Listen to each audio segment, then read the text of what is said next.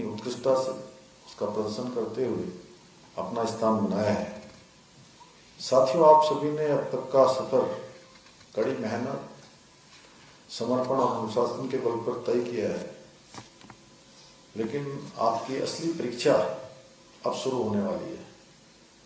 बहुत सारे लोग, चूंकि मैं इस सभागार में, मुझे लगता है कई सैकड़ों कार्यक्रम ऐसे हो चुके हैं नियुक्ति पत्र वितरण के, तो मैं उन सभी से कहता हूं और आप सबसे भी आज कह रहा हूं कि बहुत सारे लोगों को लग रहा होगा कि आज नियुक्ति पत्र मिल गया, अब काम पूरा हो गया। एक काम पूरा जरूर हो गया, जो आपने मेहनत करी थी, परिश्रम किया था, तैयारी की थी, आपके माता पिता ने जो आपके लिए सपने देखे थे, वो पूरा हो गया कि आपको नियुक्ति मिल रही है। लेकिन काम आज पूरा नहीं हुआ, बल्कि काम होगा शुरू हो रहा है। एक नया अध्याय आप सब लिखने जा रहे हैं। यहां से आपकी एक नई शुरुआत होने वाली है, क्योंकि इस नियुक्ति के साथ ही एक बड़ी जिम्मेदारी अब आप लोगों को मिलने जा रही है।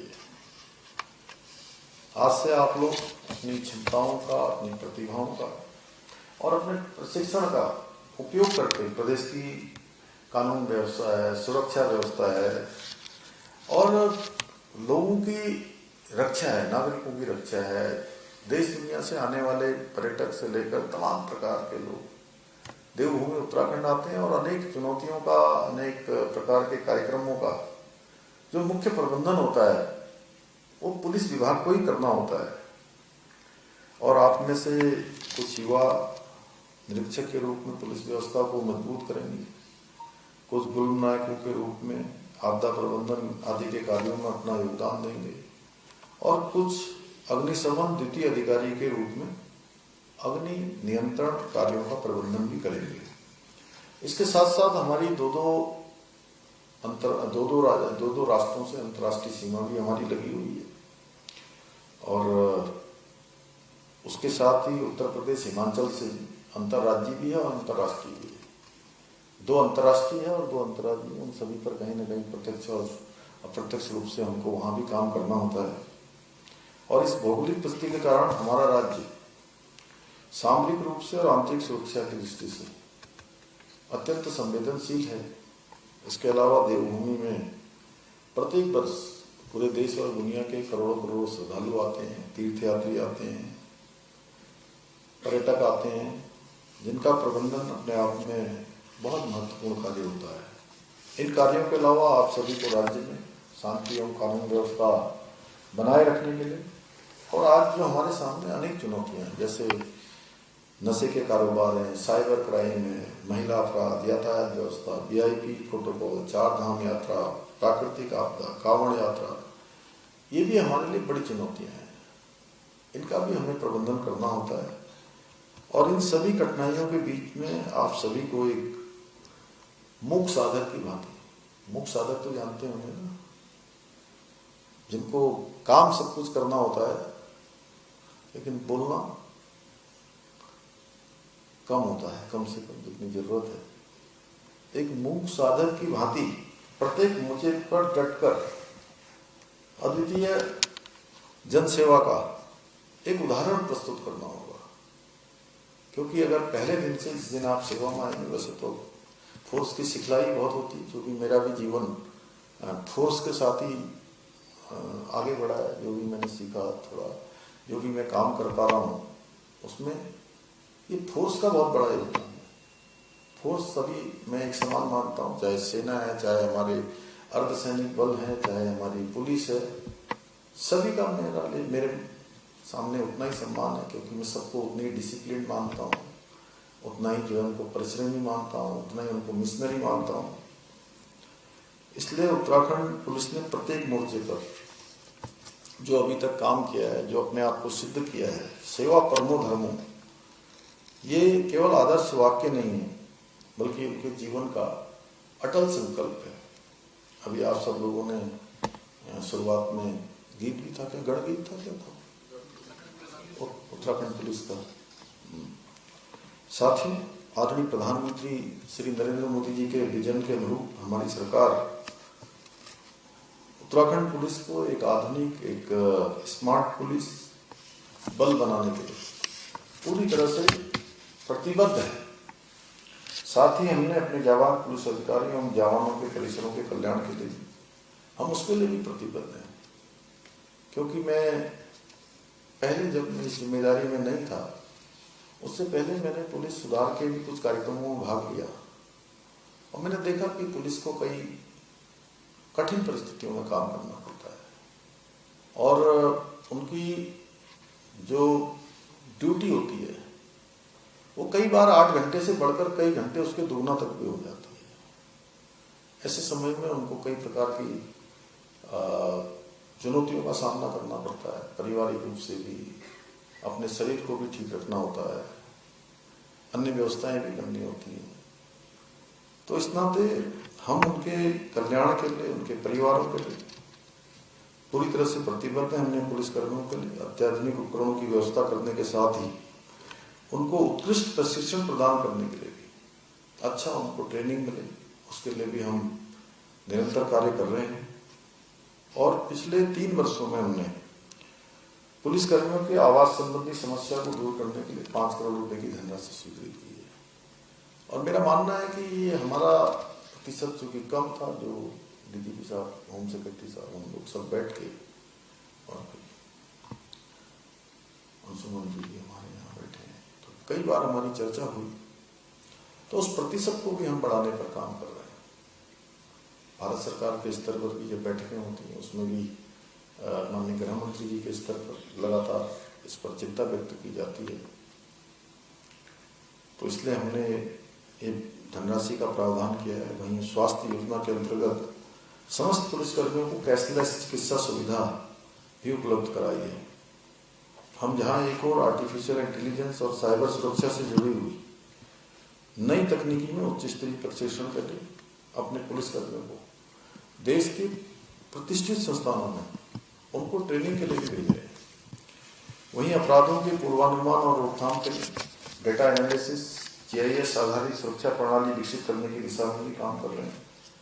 ये हम सभी के लिए बहुत गर्व का विषय है कि हमारी पुलिस ने महिला अपराधों के निराकरण में राष्ट्रीय औसत से 2 गुनी सफलता प्राप्त की है। इसके लिए हमारी पूरी टीम, डीजीपी साहब, पूरी पुलिस सब बधाई के पात्र है। साथ ही गृह मंत्रालय द्वारा जारी महिला अपराधों एवं पॉक्सो अधिनियम के मामलों के निस्तारण में भी उत्तराखंड देश में 5वें स्थान पर रहा है। आज के इस आधुनिक युग में अपराधों के बदलते स्वरूप के साथ ही पुलिस की भूमिका पहले से कहीं अधिक चुनौतीपूर्ण हो गई है। पहले जो एक सामान्य तरीके से चलने वाला काम था, उसमें बहुत ज्यादा नवाचार की आवश्यकता है, नवाचार को अंगीकार करने की आवश्यकता है, नवाचार को कार्य व्यवहार में लाने की आवश्यकता है। अब पुलिस को केवल कानून व्यवस्था बनाए रखने तक ही सीमित नहीं होना पड़ता है, बल्कि साइबर क्राइम, आर्थिक अपराध, नशे के खिलाफ, इन सभी में महत्वपूर्ण भूमिका निभानी होती है। इसलिए हमें इन सभी अपराधों पर प्रभावी अंकुश लगाने के लिए जो तकनीकी क्षमता को और अधिक मजबूत करना होगा, टेक्नोलॉजी का अधिक से अधिक उपयोग करना होगा, नवाचारों को अधिक से अधिक अपनाना होगा। साथ ही लोगों की भागीदारी करें, उसके लिए जन जागरूकता अभियान, साइबर सुरक्षा प्रशिक्षण, युवाओं की सक्रिय भागीदारी के माध्यम से राज्य में प्रभावी सुरक्षा तंत्र विकसित करना होगा। इसके साथ ही नशे के अवैध व्यापार और बढ़ते दुष्प्रभाव को रोकने के लिए हमने एक संकल्प लिया है, ड्रग फ्री उत्तराखंड, उसके संकल्प को एक जन आंदोलन का रूप देना होगा। मुझे प्रसन्नता है कि हमारी पुलिस फोर्स इस दिशा में बहुत अच्छा काम कर रही है और बीते कुछ वर्षों में हमने इसमें कई महत्वपूर्ण उपलब्धियां भी हासिल की है। आज से आप लोग भी हमारे इस महत्वपूर्ण बल का हिस्सा बनने जा रहे हैं, इसलिए आप लोगों को भी चारित्रिक बल, आत्मशक्ति द्वारा हमारी पुलिस को और अधिक मजबूती देनी होगी। साथियों, आप सभी को भली भांति याद होगा कि पहले के समय में या पूर्व की सरकारों में किस प्रकार से भर्तियां जब होती थी तो उसमें किस प्रकार का पक्षपात होता था, किस प्रकार की धांधलियां होती थी, कैसे भ्रष्टाचार होता था। कैसे नकल का खेल चलता था और योग्य जो उम्मीदवार थे उनको अवसर नहीं मिलते थे और जो हमारी योग्यताएं थी उनका आदर नहीं होता था, निरादर होता था।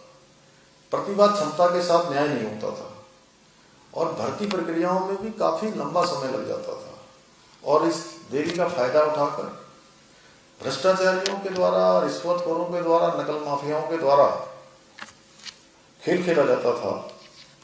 हमने इस समस्या की गंभीरता को देखते हुए नकल माफियाओं पर अंकुश लगाने के लिए देश का सबसे सख्त नकल विरोधी कानून लागू किया और उसका परिणाम हुआ कि पिछले 4 वर्षों में राज्य के अंदर 26,000 से अधिक युवाओं को सरकारी नौकरियां प्राप्त करने में सफलता प्राप्त हुई। मुझे गर्व है कि इस भर्ती प्रक्रिया की शुरुआत से लेकर नियुक्ति पत्र प्रदान करने तक की पूरी प्रक्रिया में हमने 2 वर्ष से भी कम समय में सफलतापूर्वक पूरा किया है। मैं आप लोगों को ये भी बताना चाहता हूँ कि पिछले 4 वर्षों में जितनी नियुक्तियां राज्य के अंदर संपन्न हुई हैं, राज्य गठन के पश्चात और पहले की सरकारों के समय का अगर सब निकाला जाए, टोटल उसका एक अनुपात निकाला जाएगा तो पिछले 4 वर्षों में ये अनुपात 2/3 से भी अधिक है। 2/3 अपने आप में ये बहुत बड़ा रिकॉर्ड है और इसको ये भी कह सकते हैं, जैसे बहुत सारे मामलों में मैं कहता हूं कि उत्तराखंड में पहली बार क्या क्या हुआ। तो ये जो भर्तियां हो रही हैं 26,000 से अधिक, ये भी पहली बार हुई।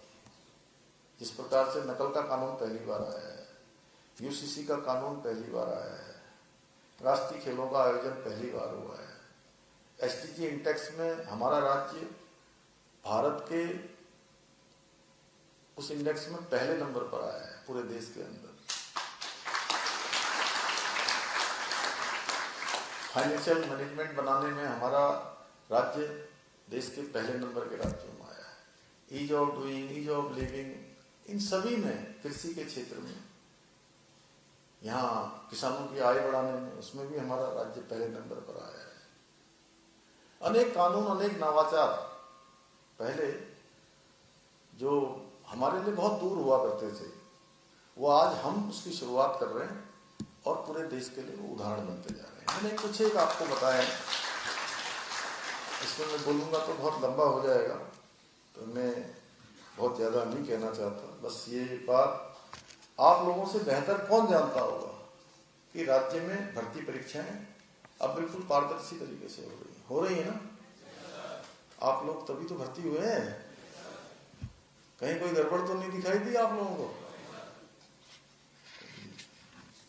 साथियों, मुझे पूरा विश्वास है आप सभी लोग अपने दायित्वों और कर्तव्यों को पूरी ईमानदारी के साथ, निष्ठा के साथ और समर्पण